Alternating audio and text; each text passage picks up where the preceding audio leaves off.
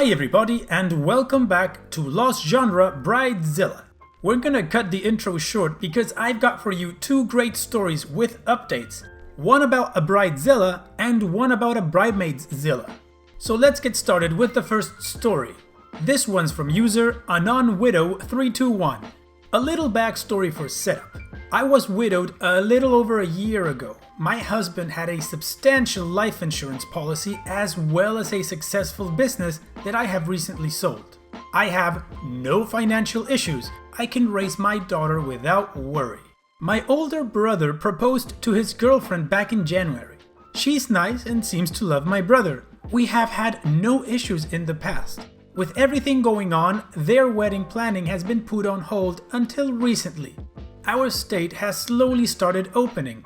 No one has been sick, weather has been good, so my dad and stepmom decided to have a family dinner on their outdoor patio to discuss my brother's wedding, with my future sister-in-law's parents in attendance so they could all get on the same page. I tried to dip out because wedding planning isn't my thing, I eloped, but was told my presence was requested by future sister-in-law. My stepmom said she thought I was going to be asked to be a bridesmaid, which would have been a no, but that's beside the point. Dinner was uneventful, but afterwards my future sister-in-law pulls out a 3-ring binder and starts handing out information packets about her wedding. When and where she wanted it, pictures of dresses she was considering, colors, ideas for catering, pictures of cakes, everything a well-prepared bride could come up with. My favorite page was the list of expenses, how much she expected everyone to contribute. Her dad, her mom, and stepdad, my dad and stepmom, my brother's mom, and me. I said, "You expect me to contribute? That's hilarious." I was met with a stern gaze from my brother. "Oh my god, you're serious?" "Yeah, that's not happening." Cue the meltdown from the bride-to-be. Her dad speaks up and tells her that she was already told that combined between both him and her mom and stepdad, she would be given $70,000 to do what she wanted, just like they did for her sister. She started crying. My dad chimes in and says, "Yeah, between the three of us, we will pay for a nice rehearsal dinner for like 30 people and an open beer and wine bar at the reception, and that's it." So, on top of the $70K her parents were willing to contribute, she wanted $50K from my dad and brother's mom and $30K from me. Yes, $150,000 for a wedding. Also, I think she had originally asked her parents for $80,000. She started screaming, like holding her hands over her ears and screaming, "Why is everyone trying to ruin my life?" So I said, "This is where I leave." She stands up and comes to me and gets in my face telling me how it's all my fault. I have money, so I should be willing to spend it on her because she's going to be family. I laughed, looked at my brother and said, "Good luck with all that," and walked out. My future sister-in-law blew my phone up for 2 days, calling me names and telling me how awful I am. I haven't talked to my brother, but my dad said the wedding planning has been put on hold while she reevaluates whether she wants to marry into a selfish family. LMAO. I know in my heart I'm not wrong, but a friend seems to think I should contribute just to keep the peace, which I don't really care about at this point, and my dad and stepmom agree with me. My other siblings do too, but they are trying to stay out of it. Well, that is a Bridezilla covering her ears and screaming her head off that everybody's trying to ruin her life like that because they're not giving her the money she wants. That's a Bridezilla. So now let's continue with the update. So, my stepmom wanted to talk to me and she and I had a chat yesterday. The first thing she said was that my brother wanted to get together and talk this out, which we did today. More on that later. My stepmom told me that she and my dad had seen future sister-in-law act like a brat a few times towards my brother, but never anything like that night at dinner. My dad told my brother that what happened was completely ridiculous, and both he and her owed me major apologies. He also let my brother know that he now has apprehensions about my brother getting married to her, and he wanted my brother to really think about what he wanted, and if he decided to marry her anyway, he doesn't know how much of our family would attend. My dad did apologize to me if I felt like he didn't defend me to her. He just said that he was so shocked about what went on that he couldn't react. My dad and I are fine.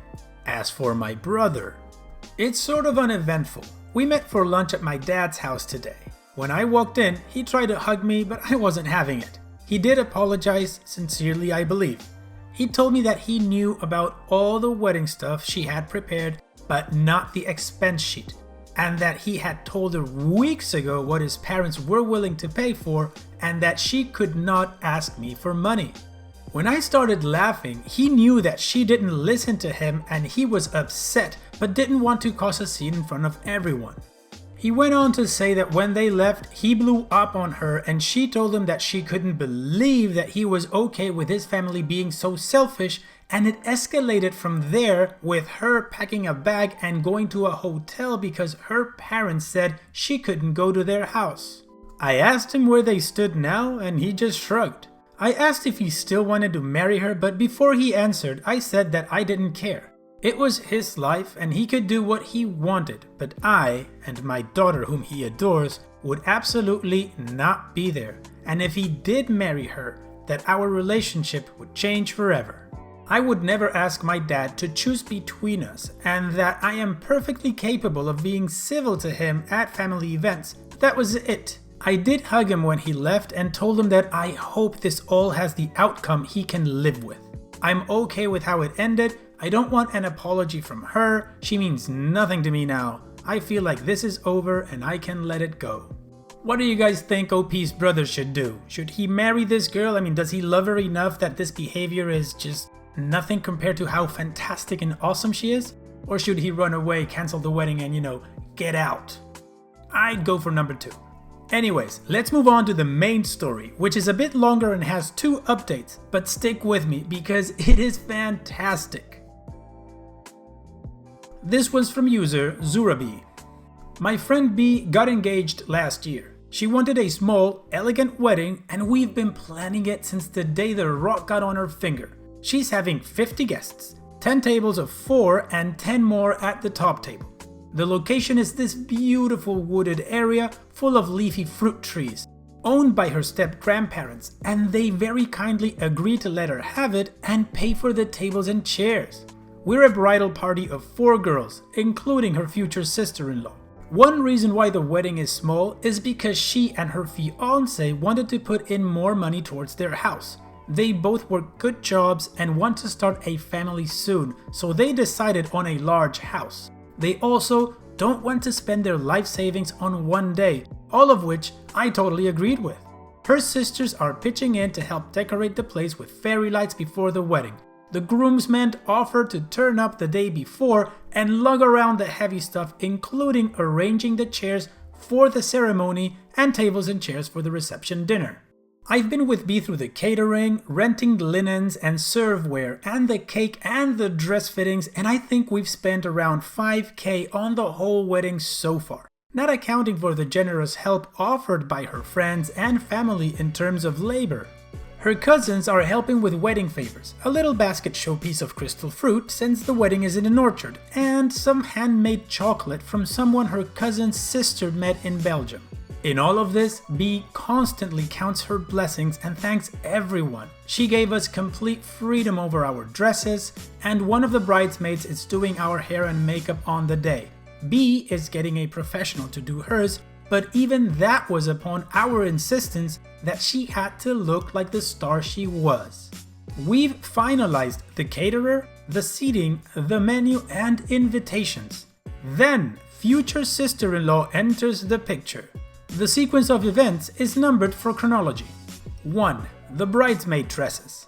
Day of the dress appointment, everyone's on time except future sister-in-law, who's not only an hour late but doesn't even apologize to the kind dress consultant for making her wait. The rest of us picked out the dress already, each one in a different summer color but the same style. Future sister-in-law makes us wait while she ransacked the shop and pulls out a white short pattern dress. Consultant says they can dye the pattern dress any color. Future sister-in-law wants it white. We try to explain that's impossible. She walks out. 2. Couple of days after the appointment, future sister-in-law emails us saying she's very hurt by how we behaved at the fitting but is willing to let it go, and in compensation the bride can pay for her bridesmaid's dress. B is almost going to say yes, but I put my foot down. 3 weeks later, future sister-in-law emails the group again, wants to add 15 people to the guest list ASAP, all out-of-town guests. I calculate based on her demands that B would shell out at least another 1,500 conservatively and ask her to refuse. We went to her future husband, who doesn't recognize any of the names on the list. He said he talked to her but requested B to keep her in the bridal party. B doesn't want to let him down as this has been his only request for the wedding. 4. All of this brings us to yesterday, where future sister-in-law joins us for a little party at B's house. One of the bridesmaids and I thought it would be good to have B relax a little, so we got comfy cushions, funny movies, wine coolers, and some snacks. B was pleasantly happy until future sister-in-law began making a list of requirements for her out-of-town guests, who B has refused to invite. She adds that her guests will be arriving a couple of days early and it would be nice for B and her fiancé, future sister-in-law's brother, to pick them up at the airport. B has been watching her in quiet horror. Then future sister-in-law pulls out the icing on the cake. You guessed it, the white pattern dress. B bursts into tears and goes off to the back porch to have a good cry. One of the girls threw future sister-in-law out and she leaves, threatening B. I've been trying to convince B that future sister-in-law shouldn't be in the bridal party, but B is too soft and says this was the only thing her fiancé requested because apparently future sister-in-law doesn't have many friends. Gee, I wonder why. Future sister-in-law has now instigated a family coup by playing the victim to her mother, B's future mother-in-law, who already has a million problems with the wedding, and B is a nervous wreck. We got wind from a mutual friend of both families that future mother-in-law is now calling her family's guests and telling them the wedding is off. The wedding is in 9 days. Oh man, there's a word to define future sister-in-law, but I can't say it on this video, but I'm sure you guys know which one it is. Anyways, I'll cut my commentary short so we can get on with the first update. In the intervening time, we found out that future sister-in-law had tried to call the baker and change the wedding cake to 5 plain vanilla sheet cakes as opposed to the beautiful 3-tier cake he had designed. He told her that any changes had to be made only by the bride. She tried convincing him that she was the maid of honor and was taking over these duties, but he called me, since I was the one coordinating with him the whole time, and asked if this was the case. I told him that future sister-in-law was a saboteur and to ignore all calls from her.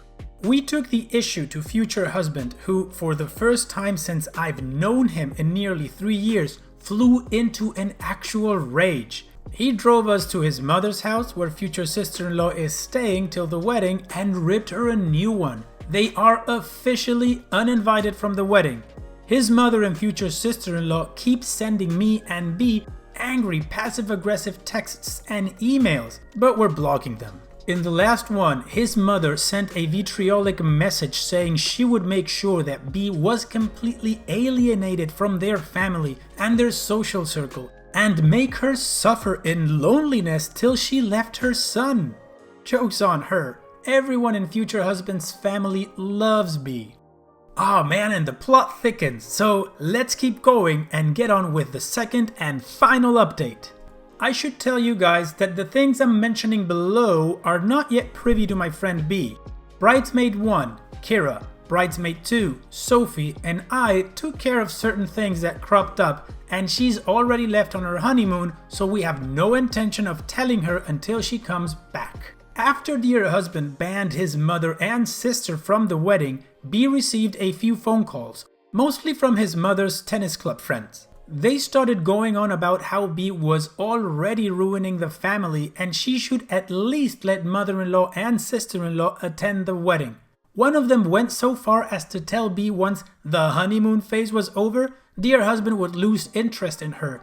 B cried, I blocked numbers. Fast forward to 2 days before the wedding.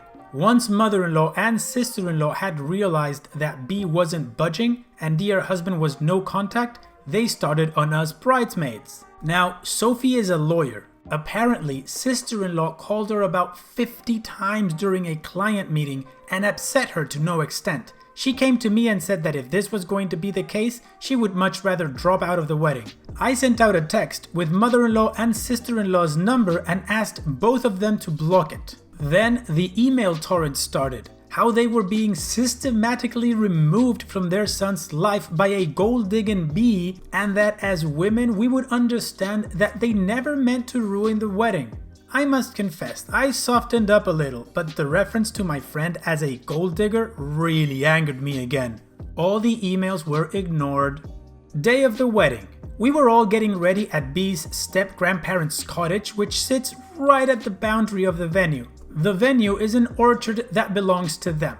So it was just us 4 girls, and when the doorbell rang, I ran down to get it because I thought it was the beautician coming up to do B's hair and makeup. It was sister-in-law. She was standing with 2 bags and tried to push her way in when I opened the door. I almost fell over but managed to hold her out. I reminded her that not only was she out of the bridal party, she was not invited to the wedding. She made a big fuss about how she was willing to ignore our hurtful behavior, the nerve, and that she was only there because she didn't want the wedding party to be uneven. We now had 4 groomsmen but only 3 bridesmaids after sister-in-law got chucked out. I told her we didn't care about stuff like that and she should get out before I called security. We didn't have any, but it just seemed like a good thing to say. She huffed and puffed and tried to blow him down but left after a few minutes. So, we're all back to getting dressed. I pulled Sophie and Kira aside and tell them to keep an eye out for sister-in-law now that I know she's nearby. Just as we guessed, we spotted her again. Her mom's SUV was parked right across the road from the entrance to the compound and we could see mother-in-law and sister-in-law sitting inside. And guess what? The bee had changed into the white dress. Sophie is very level-headed, unlike my short-tempered self. She told me to simply ignore it. Everyone's dressed and ready. Guests have arrived, they're seated with some champagne, and we position B just inside the back door of the cottage. Path from there leads directly to the wedding clearing. The doorbell rang again. I stammered out some excuse about asking the caterer to call me if there was some issue with guest parking and rush out to the front of the house. Sure enough, it's mother-in-law and sister-in-law in white. Mother-in-law sees me and snaps, hissing at me about how she'd destroy me. I tell her, okay, you guys can sit in the back at the wedding if sister-in-law changes into a non-white dress. Mother-in-law refuses, insisting that it's a family party and her daughter should get equal importance as the bride. At this exact moment, one of the groomsmen, let's call him Brian, is crossing the entrance. He takes one look and realizes what's going on. He forcibly escorts mother-in-law and sister-in-law out of the property, threatening to call the cops. Luckily, the ceremony went on with no issues. We head to the reception area. It's like a minute's walk from the wedding area, just a little further into the clearing. Everyone's having fun. Sophie and I are trying to organize some photo calls between glasses of champagne when we notice Kira's missing. We rush around the place and finally to the front of the house, where the greatest scene of my life meets my eyes. Turns out Kira and one of the groomsmen snuck off for a little makeout session after the ceremony. And they caught sister-in-law and mother-in-law entering the gates again. Probably thought they could get in since the front of the compound was deserted. Kira is a little more like me than Sophie, so she tripped sister-in-law into the mud. White dress smattered with mud. It might have been rude, but I laughed right there. Sophie hurried over and dragged Kira back. Kinda little snippy, before firmly instructing mother-in-law and sister-in-law to leave before she, a lawyer, called the police and filed a case of breaking and entering. I think this kinda got to them because they actually drive off. And the rest was just a huge, fun party. And that's it. That's it for this story. I really hope you guys liked it. I'm not gonna do any commentary because this video's gone long enough, but I welcome all comments of you guys telling me what you think about future sister-in-law or sister-in-law now and the mother-in-law. I'm just gonna say I would classify them as words that I cannot say here, or else I would be super censored. Anyways, I hope you guys enjoyed the video. If you did, go ahead and click like, and if you already did that, why not subscribe? Also, don't forget to join the Lost Genre subreddit, where you can cross-post stories for me to feature in some of the videos, or write your own story if you feel confident enough to share it. And having said all that, I will see you guys on the next video.